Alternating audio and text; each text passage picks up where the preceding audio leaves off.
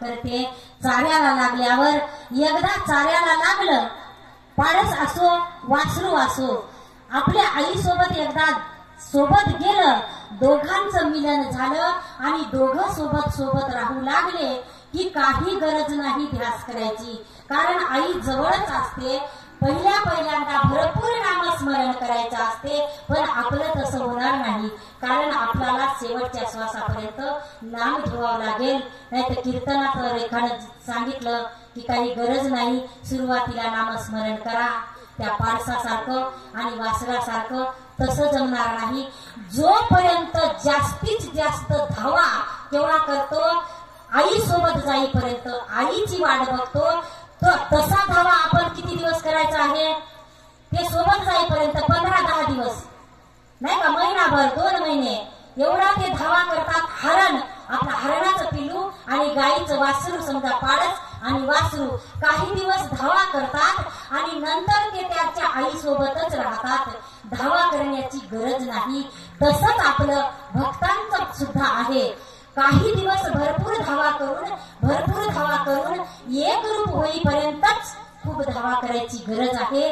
आपण जेव्हा ध्यान करायला बसतो, विचार येतात, पुन्हा विचार येतात, विचार पिटाळून लावायचे, पुन्हा ध्यान करायचं. भरपूर जेव्हा ध्यान होते तेव्हा आपल्याला भगवंत येऊनच बसतो आपल्यामध्ये. जेव्हा एखादा आपण महापूजेचा किंवा भजनाचा व्हिडिओ पाहतो, आताच्या काळातलं उदाहरण देतो, व्हिडिओ जेव्हा पाहतो आणि त्याला लाईक सबस्क्राईब करतो त्या चॅनलला, तेव्हा ते व्हिडिओ पुन्हा आपल्याला पाहायचं जर असेल तर शोधावं लागत नाही, पटकनच येतो. तसंच मालकाच्या नामाला सबस्क्राईब आणि लाईक करा, तो आपोआप नाम आणि आनंद मालक भगवंत आपोआपच आपल्या नजरेपुढे येतो, आपल्या मनामध्ये येतो. ही युक्ती सुरुवातीला चांगल्या प्रयत्नानं करावं लागते. म्हणून लवकर न आठव करता आपण कसं ओळखायचं की आपण भगवंतामध्ये तल्लीन झालो. आपण सांगतो लोकांना की नाही, मी भक्ती करते, मी पारायण करतो, मी माळा करतो, मी लाखोळा केल्या, ठीक आहे, पण तुमचं तुम्हाला ओळखून घ्यायचं आहे की आपण भगवंताशी एकरूप झालो की नाही. कसं ओळखायचं?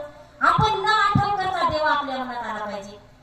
आपल्या आवडीचा जो देव आहे, पण एकच करावं लागेल, जो आवडीचा आहे त्याच भगवंताचं नामस्मरण करावं लागेल.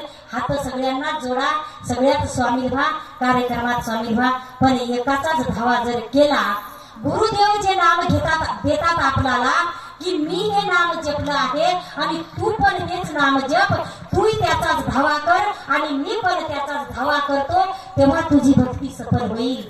गुरुही तसेच पाहिजे आणि शिष्यही तसाच पाहिजे. दोघांना धावा एकाचाच पाहिजे. गुरु माझा मी गुरुचा, दोघाला धावा एकाचा. गुरु माझा मी गुरुचा, दोघाला धावा एकाचा. गुरु माझा मी गुरुचा, दोघाला धावा एकाचा. गुरु माझा मी गुरुचा, दोघाला धावा एकाचा. दोघाला धावा एकाचा, दोघाला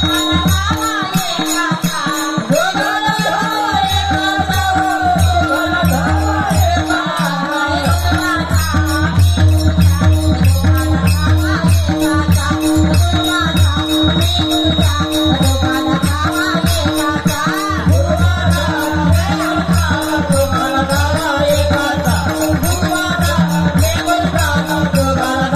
एकाचा.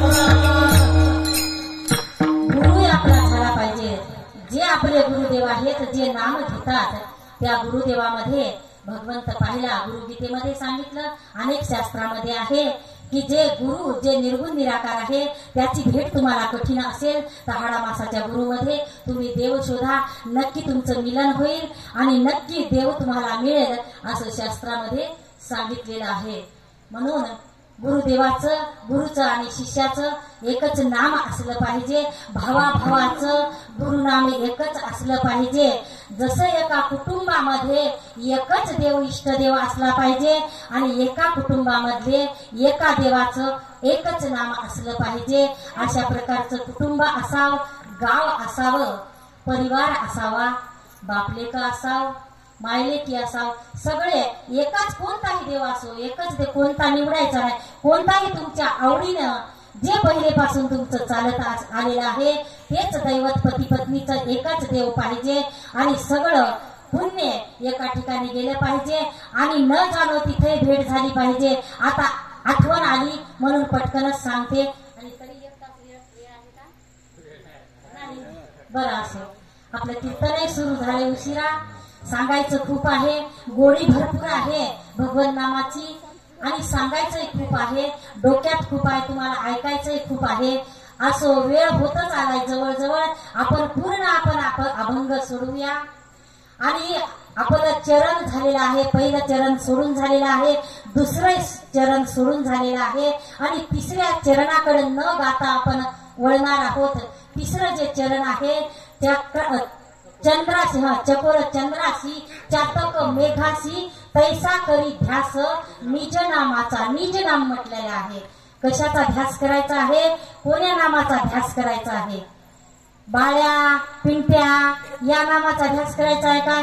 आहो, मालक, आग, शांते, कांते या नावाचा जप करायचा आहे का? नाही. हे नाम तर आपले याच्यावरचे आहेत नाही का? जे नामाचा ध्यास करायचा आहे आणि नामाचा ध्यास करून जीवाचा उद्धार करून घ्यायचा आहे. असो, आणि शेवटचं जे आहे हे थोडस मी फोडून सांगायचा प्रयत्न करते आणि नंतरच्या जे याची आहे ते चाल घेऊन आपण कीर्तनाला विराम दिला तरी चालेल ना?